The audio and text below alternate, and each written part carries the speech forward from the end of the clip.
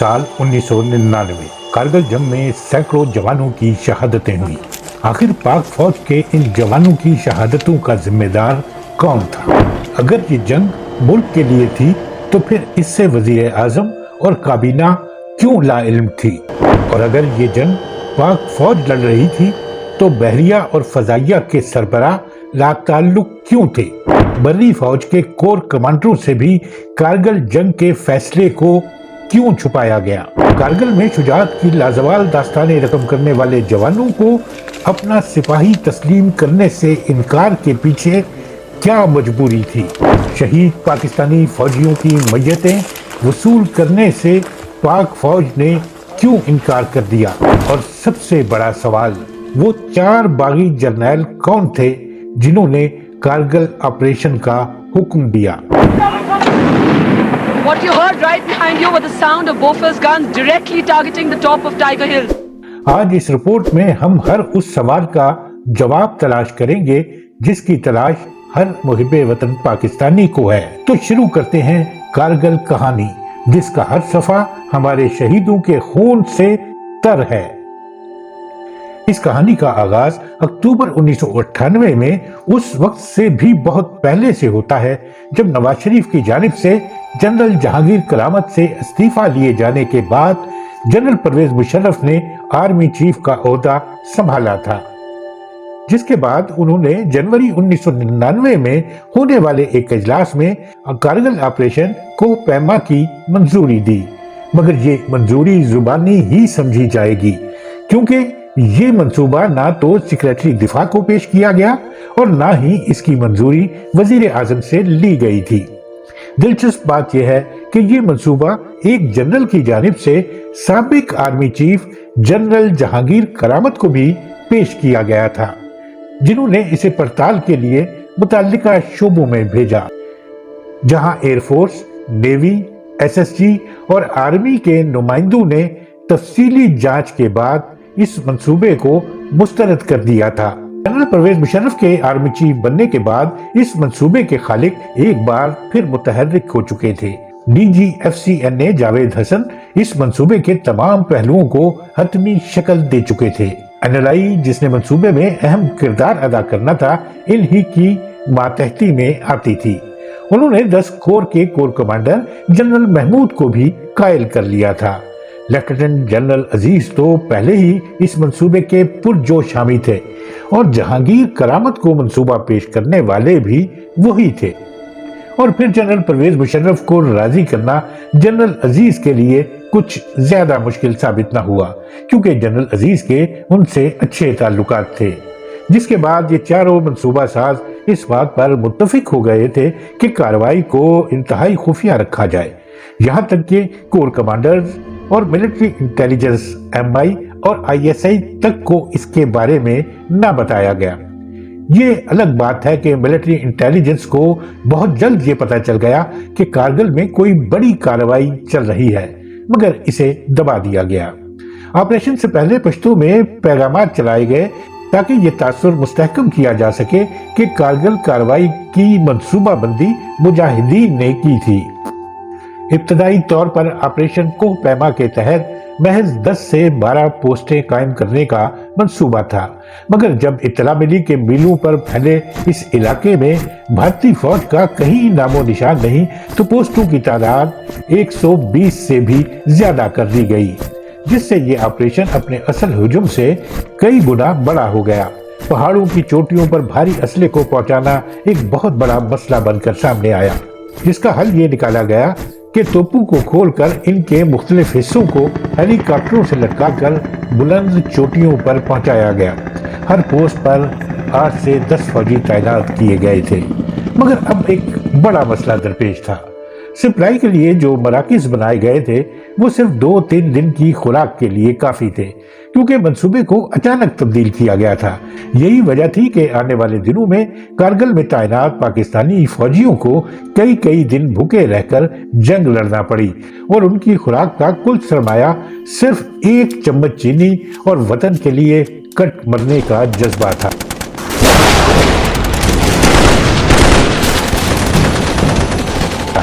मई के पहले हफ्ते में कारगिल में जारी ऑपरेशन की खबरें पाकिस्तान और भारत में हेडलाइन बनना शुरू हो गई थी, और जब इन ही दिनों फॉर्मेशन कमांडर्स का शेड्यूल इजलास हुआ तो इस ऑपरेशन के बारे आला अफसरों की जानिब से बेदरपे सवालात किए गए। आला अफसरों ने भारतीय और आलमी रद्द अमल के हवाले से लगाए गए अंदाजों को भी तनकीद का निशाना बनाया और इसे गलत करार दिया, जिसका जनरल परवेज मुशर्रफ किसी मजबूत दलील के साथ जवाब न दे सके, और तकरीबन आधे घंटे की तकरीर के बाद ये कहकर इजलास खत्म कर दिया कि वक्त बहादुरों का साथ देता है और वक्त हमारे साथ है।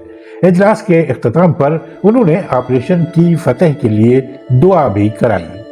दिलचस्प बात यह है कि ऑपरेशन कोहपैमा के नाम से की जाने वाली ये बगावत वाजपेयी के कामयाब दौरा पाकिस्तान और ऐलान लाहौर के चंद माह बाद की गई थी, जिसके नतीजे में उम्मीद थी कि दोनों मुल्क मसला कश्मीर के किसी पुरअमन हल पर पहुंच सकते थे।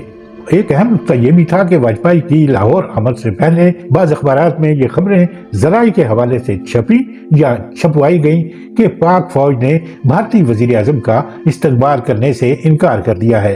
इन खबरों पर उस वक्त की नून लीग की हुकूमत के तर्जुमान और वजीर इत्तलात मुशाहिद हुसैन का ये कहना था। जब वाजपेयी लाहौर आए थे उस वक्त मियां नवाज शरीफ को इल्म नहीं था? No, not at all, not at all. आप इंफॉर्मेशन मिनिस्टर थे, हुकूमत के स्पोक्समैन थे उस वक्त। इनिशियली ISPR की तरफ से ये कहा जाता रहा कि वहाँ पे कश्मीरी मुजाहिदीन हैं। आपको ये कब पता चला कि वहाँ पर फौज है? ये मामला पब्लिक हो गया तो फिर मुझे कहा गया कि आप ब्रीफिंग दें, क्योंकि मैं तर्जमान था हुकूमत का। तो मैंने कहा कि मैं ब्रीफिंग अकेले नहीं दूंगा। मेरे राइट पे बैठेगा DG ISPR brigadier Rashid Qureshi, और मेरे लेफ्ट पे बैठेगा फॉरेन ऑफिस का स्पोक्समैन। उस वक्त फिर मुझे इन्होंने बताया DG ISPR ने कि सर आपको मालूम है कि ये जो हैं सिलसिला ये हमारे बंदे हैं। 17 मई को वज़ीर-ए-आज़म नवाज शरीफ के लिए ओजड़ी कैंप में ब्रीफिंग का एहतमाम किया जाता है, क्योंकि अब मंसूबा बेनकाब हो चुका था और मंसूबा बनाने वाले चारों जनरलों को खदशा था कि अगर सिविल क़यादत को एतमाद में न लिया गया तो सारा मलबा इन पर पड़ सकता है। जनरल तौकीर ज़िया और जनरल जमशेद कियानी ने एक ऐसे नक्शे के जरिए नवाज शरीफ को ब्रीफिंग दी जो मुबहिम था। इसमें कंट्रोल लाइन को वाज़ेह तौर पर नहीं दिखाया गया था और न ही मकामात के नाम थे। इस मौके पर भी वजीर आजम को ये नहीं बताया गया कि पाकिस्तान के फौजी कंट्रोल लाइन अबूर कर चुके हैं। मतलब ये कि बागी जनरल इस नाजुक तरीन वक्त में भी मुंतखब वजीर आजम को धोखा देने से बाज नहीं आ रहे थे। हम शांति चाहते हैं, ये तो दुनिया ने देखा। अब दुनिया ये देखेगी कि हम शांति की रक्षा के लिए और अपनी शक्ति का भी प्रदर्शन कर सकते हैं। हालांकि ये वो वक्त था कि अगर सच बोला जाता तो इतनी गुंजाइश बाकी थी कि नवाज शरीफ वाजपेयी से बात करके मसले का कोई हल निकाल सकते थे और उस बड़े जानी नुकसान से बचा जा सकता था जो किसी इदारा जाती या किसी कौमी फैसले के बजाय चंद जर्नैलों के जाती अंदाजों और मुहिम जोई के नतीजे में हुआ। इस ब्रीफिंग में वजीर खारजा सरताज अजीज, सेक्रेटरी दिफा लेफ्टिनेंट जनरल इफ्तिखार और वजीर अमूर Kashmir retired lieutenant general Abdul मजीद मलिक, वजीर इत्तलात मुशाहिद हुसैन और कारगिल ऑपरेशन का मंसूबा बनाने वाले चारों जनरल भी मौजूद थे। मुबहम ब्रीफिंग के बावजूद सरताज अजीज, जो कि इस वक्त वजीर खारजा थे, सूरत हाल को समझ चुके थे। उन्होंने खुलकर अपने तहफ्फुजात का इजहार भी किया। ब्रीफिंग में मौजूद दोनों रिटायर्ड जनरलों को भी इस इकदाम की संगीनी समझ आ गई थी। नसीम ज़हरा अपनी किताब कारगिल से बगावत तक में लिखती हैं कि इस मौके पर जनरल अजीज ने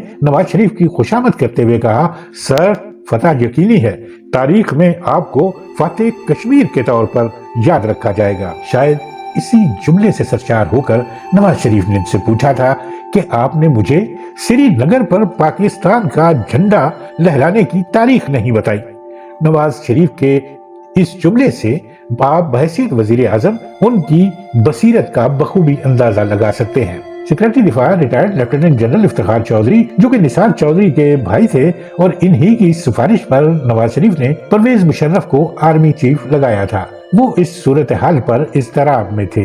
यही वजह थी कि वापसी पर जनरल इफ्तिखार ने वजीर आजम नवाज शरीफ को इससे पहले कि वो घर में दाखिल होते इन्हें रोक लिया और पूछा, सर क्या आर्मी चीफ ने आपसे कंट्रोल लाइन अबूर करने की इजाजत ली थी और क्या आपको इसका अंदाजा है कि इसके नताइज क्या हो सकते हैं? उन्होंने नवाज शरीफ से कहा کہ یہ اقدام واجپئی کے ساتھ طے پانے والے معاہدے اور اعلان لاہور کے اعلامیے کے بھی خلاف ہے، جس پر نواز شریف نے چونک کر پوچھا کیا فوج کنٹرول لائن عبور کر چکی ہے؟ جنرل افتخار کے توجہ دلانے پر نواز شریف نے دوسرے دن پھر اجلاس بلا لیا۔ اب اس اجلاس میں صرف 3 لوگ تھے، جن میں وزیر اعظم خود، army chief general Pervez Musharraf اور سیکریٹری دفاع ریٹائرڈ جنرل افتخار شامل تھے۔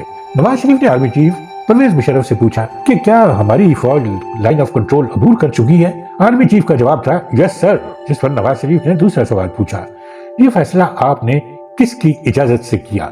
پرویز مشرف کا جواب تھا سر میں نے یہ اپنی ذمہ داری پر کیا، اگر آپ کہتے ہیں تو میں فوج کو واپس بلا لیتا ہوں۔ یہ وہ لمحہ تھا جب نواز شریف پر حقیقت پوری طرح کھل چکی تھی اور ان کو معلوم ہو چکا تھا کہ کئی ماہ سے انہیں کارگل میں مجاہدین کی کارروائیوں کے حوالے سے جو کہانیاں سنائی جا رہی تھیں وہ جھوٹی تھی۔ مطلب یہ کہ آرمی چیف نے کنٹرول لائن عبور کرنے جیسا بڑا فیصلہ محض 3-4 جنرلوں کے اندازوں پر کر کے کھلی بغاوت کی تھی، کیونکہ اس کا نتیجہ مکمل جنگ کی صورت میں نکل سکتا تھا، جس کے لیے حکومت پاکستان تیار تھی، نہ ہی نیوی اور ایئر فورس، کیونکہ انہیں اعتماد ہی میں نہیں لیا گیا تھا۔ یہ دوسرا موقع تھا جب نواز شریف 4 جنرلوں کی اس مہم جوئی کے پاکستان کے لیے نتائج سے بچنے اور پاک فوج کے جوانوں کی زندگیوں کی حفاظت کے لیے کارگل سے فوج کی واپسی کا حکم دے سکتے تھے۔ وہ واجپئی سے بات کر کے انہیں اعلان لاہور پر کاربند رہنے کی یقین دہانی کرا کے معاملے کو سنبھال سکتے تھے اور 26 جولائی تک جاری رہنے والی یہ خونی جنگ مئی ہی میں ختم ہو سکتی تھی۔ مگر جنرل پرویز مشرف کے اعتراف جرم پر نواز شریف کا جواب حیران کن تھا۔ انہوں نے کہا کہ فوج حکومت کا حصہ ہے اور ہم فوج کو تنہا نہیں چھوڑ سکتے، جس سے اندازہ لگایا جا سکتا ہے کہ نواز شریف امور مملکت کی معاملہ فہمی اور ان کی حساسیت سے کس قدر دور تھے، اور خاص طور پر اس صورتحال میں جبکہ ان کے سینئر ترین وزراء آپریشن کوہ پیما کی شدید مخالفت کر رہے تھے۔ پاکستان کی جانب سے کارگل میں ہونے والی لڑائی کو مجاہدین کی کارروائی قرار دیے جانے کے بعد اب پاکستان اس پوزیشن میں نہیں تھا کہ وہ مقبوضہ کشمیر کے اندر تک چلے جانے والے اپنے جوانوں کی کھل کر مدد کر سکتا۔ سپلائی لائن ٹوٹ چکی تھی، جبکہ اس دوران بھارت اپنے درجنوں طیاروں کے ذریعے، جن میں معراج بھی شامل تھے، چوٹیوں پر موجود جوانوں پر کلسٹر بم برسا رہا تھا۔ مگر پاکستان کے بہادر بیٹے شیروں کی طرح لڑ رہے تھے۔ وہ نہیں جانتے تھے کہ باغی جنرلوں نے انہیں ایک ایسی جنگ میں پھنسا دیا ہے جس میں انہیں اپنی فضائیہ کی مدد بھی نہیں مل سکتی۔ اس کے باوجود انہوں نے ایک بھارتی گنشپ ہیلی کاپٹر اور ان کے 2 طیارے مار گرائے، جس سے وقتی طور پر بھارت کو پیچھے ہٹنا پڑا، جس کے بعد بھارت دور اونچائی پر مار کرنے والی اپنی جدید ترین بوفورس توپوں کو لے آیا، جن کے گولے چوٹیوں کے پرخچے اڑا رہے تھے۔ سپلائی لائن ٹوٹنے سے جوانوں کے پاس خوراک اور اسلحے کی شدید قلت پیدا ہو گئی تھی۔ نقصان ہوا، جانی نقصان ہوا۔ ہم نے کیٹر نہیں کیا تھا، جو لوگ اوپر بیٹھے تھے سپلائیز نہیں پہنچا سکے تھے۔ ہمارا خیال ہی نہیں تھا، انڈیا تو بوفرس گن لے کے آ گیا، ایئر فورس لے کے آ گیا، ان کا خیال تھا کہ تھوڑے سے ہوگا، تو یہ تو بڑی فلاڈ اسمپشنز تھی۔ اگر آپ کہیں نا کہ ایک چیز کیا تھی جس نے ٹرن اراؤنڈ کیا سچویشن کو، وہ تھی کہ بوفر گنز انڈینز لے آئے تھے، وہ اب ہائی وے پہ جو پاکستان کے طرف بلاک کریں گے، اور انڈین جو اکاؤنٹس ہیں وہ بھی، اور جو پاکستانی جب میں بات کرتی ہوں ان سے، وہ بھی ان دونوں طرف سے یہ بات کنفرم ہوئی کہ انہوں نے بوفر گنز جو تھیں انہوں نے پہاڑوں کی چوٹیوں کے پرخچے ادھیڑے، کیونکہ اور انہیں کوئی، اور اوپر سے نان سٹاپ، مطلب جب موسم ہوتا تھا انڈین جو ایئر فورس تھی وہ they were pounding and pounding. Indians کے پاس ری انفورسمنٹ بھی تھی، سپلائیز بھی ریکیپچر کر رہے، سارا کچھ کر رہے۔ ہمارے پاس سپلائیز بھی نہیں تھی، ہمارے ریشنز ختم ہو رہے تھے، وی ور ڈگ ان، ہمارے پاس ریسورسز ختم ہو رہے تھے اور لاسز، میسو لاسز ہو رہے تھے، because we were in bunkers. اور جب بھی ان کا اپنی کمانڈ سے رابطہ ہوتا تو وہ کئی دنوں کے بھوکے ہونے کے باوجود خوراک کے بجائے گولیاں مانگتے تھے۔ اس صورتحال کو ISPR کے سابق ڈپٹی ڈائریکٹر اور کتاب جنٹل مین استغفر اللہ کے مصنف کرنل اشفاق حسین اس طرح بیان کرتی ہیں کہ ان کے بعد کھانے کے لیے بھی نہیں تھا، لیکن آپ سلام کریں ان کی بہادری کو کہ جب انہیں کوئی موقع ملتا تھا تو وہ کھانے کو نہیں مانگتے تھے، وہ ایمونیشن مانگتے تھے۔ ہاں، یہ آپ نے لکھا ہے اس میں کہ آپ ہمیں ایمونیشن دیں۔ سندھ ریجمنٹ کے 2 جوان تھے، جو آپ نے لکھا ہے کہ 2 جوان جو 2 دن لڑتے رہے، ان کا ایمونیشن ختم ہو گیا تھا، اور 2 دن کے بعد جب ان کو کمک پہنچی تو انہوں نے کہا کہ کھانا نہیں چاہیے، ہمیں گولیاں دو، گولیاں۔ سلام ہے قوم کے ان بیٹوں اور جوانوں پر جو پاک فوج کے ماتھے کا جھومر ہیں۔ یہ ہیں وہ بیٹے جو کسی مفاد اور لالچ کے بغیر اپنی زندگیاں اپنی دھرتی ماں پر وار دیتے ہیں۔ یہ ہیں وہ گوہر نایاب جن کے لیے شاعر نغمے لکھتے ہیں، اور قوم اس اطمینان کے ساتھ سوتی ہے کہ ان کے محافظ سرحدوں پر موجود ہیں۔ کارگل کی جنگ جاری تھی اور جوان اپنی جانیں دے کر وطن کی مٹی کا قرض اتار رہے تھے، مگر 4 باغی جنرل اب بھی کہہ رہے تھے فتح یقینی ہے، جبکہ حقیقت پوری دنیا جان چکی تھی۔ بھارتی وزیر اعظم نے جنرلوں کے مشورے کے باوجود اپنی آرمی اور فضائیہ کو کنٹرول لائن کے پار حملے کرنے کی اجازت دینے سے انکار کر دیا۔ واجپئی کا کہنا تھا کہ اگر ہم نے ایسا کیا تو اس وقت ہمیں جو عالمی حمایت حاصل ہے وہ کم ہو سکتی ہے۔ سفارتی محاذ پر صورتحال یہ تھی کہ کوئی ملک پاکستان کا ساتھ دینے کو تیار نہ تھا، یہاں تک کہ مسئلہ کشمیر پر پاکستان کی حمایت کے باوجود چین بھی کنٹرول لائن کے احترام کا درس دے رہا تھا۔ امریکہ کا کہنا تھا کہ اگر پاکستانی فوج کو واپس نہ بلایا گیا تو وہ پھر سے اقتصادی پابندیاں لگا دے گا۔ سعودی عرب، ترکی اور ایران بھی پاکستان کے حق میں کوئی بیان دینے کے لیے تیار نہ تھے۔ حمایت کے حصول کے لیے پہلے وزیر خارجہ سرتاج عزیز اور بعد میں نواز شریف کا دورہ چین بھی ناکام ہو چکا تھا۔ سرتاج عزیز چین کے دورے کے بعد سیدھے دہلی پہنچے تھے تاکہ بھارت سے بات چیت کے ذریعے واپسی کا کوئی باعزت حل نکالا جا سکے، مگر بھارتی وزیر خارجہ نے ان کا استقبال انتہائی سرد مہری سے کیا۔ روس، امریکہ، برطانیہ، G8 اور آسیان تنظیم کے رکن ممالک بھی لائن آف کنٹرول کے احترام کا درس دے رہے تھے، جس کا مطلب صاف تھا کہ وہ کہہ رہے تھے کہ پاکستان جا رہے ہے اور وہ اپنی فوج واپس بلائے۔ ایک طرف تو پاکستان کو سفارتی محاذ پر شدید ترین عالمی تنہائی کا سامنا تھا اور دوسری طرف بھارت اپنی تینوں افواج کو حرکت میں لا چکا تھا۔ مقبوضہ کشمیر میں اس نے اپنی فورسز کی تعداد میں پہلے کے مقابلے میں 4 گنا اضافہ کر دیا تھا۔ ایسے حالات میں یہ ممکن ہی نہ رہا تھا کہ پاکستان ایک مکمل جنگ کے لیے صف آرا ہوتا اور اپنی فضائیہ اور بحریہ کو جنگ میں کودنے کے لیے کہتا، کیونکہ عالمی تنہائی میں جنگیں نہیں جیتی جا سکتی۔ اگر پاکستان جنگ کا اعلان کرتا تو اس کا انجام دیوار پر لکھا نظر آ رہا تھا۔ فوج کے اندر کوارڈینیشن نہیں تھی۔ ایک تو فوج کے اندر صرف 4 لوگوں کو یا 5 لوگوں کو معلوم تھا سینئر لیول پر، باقی کور کمانڈرز کو نہیں معلوم تھا۔ پھر آرم فورسز جس کے 3 شاخیں ہیں، بری، بحری اور فضائی۔ بری فوج کے کمانڈرز اور 4 لوگوں کے علاوہ فضائی اور نیوی والے کو تو معلوم ہی نہیں۔ اور پھر کارگل کی جنگ کوئی قومی فیصلہ نہ تھا جس میں تمام متعلقہ فورسز اور ریاست کے ذمہ داروں کو اعتماد میں لیا گیا ہو اور اس کی تیاری کی گئی ہو۔ شاہد لطیف صاحب، کہ کوئی آپ کو مقصد سمجھ آ رہا ہے کہ کس مقصد کے لیے کارگل آپریشن کیا گیا تھا؟ دیکھیں جی، میں سمجھتا ہوں یہ کلاسیکل اگزامپل ہے ان ملٹری آپریشنز کی کہ جن کا نہ سر ہے نہ پاؤں ہے۔ کہیں پہ بھی بیسک ایجوکیشن سے لے کے ملٹری وارفیئر میں ٹو دی ہائیسٹ، جو آپ NDC وغیرہ میں بھی پڑھاتے ہیں آپریشنل اسٹریٹجی میں، آپ جب تک اپنی وار پلان کو from the beginning to the end entirety میں نہیں دیکھتے، آپ وار کے اندر جا ہی نہیں سکتے، آپریشنز لانچ کر ہی نہیں سکتے۔ یہ کیسا آپریشن ہے کہ جس کے اندر آپ کو ایمز اینڈ آبجیکٹیوز کلیئر نہیں ہیں، کیونکہ مورلی تو وہ ہائی گراؤنڈز پہ تھے نا۔ آپ نے LOC کراس کی، آپ نے جا کے ان پہ اٹیک کر دیا۔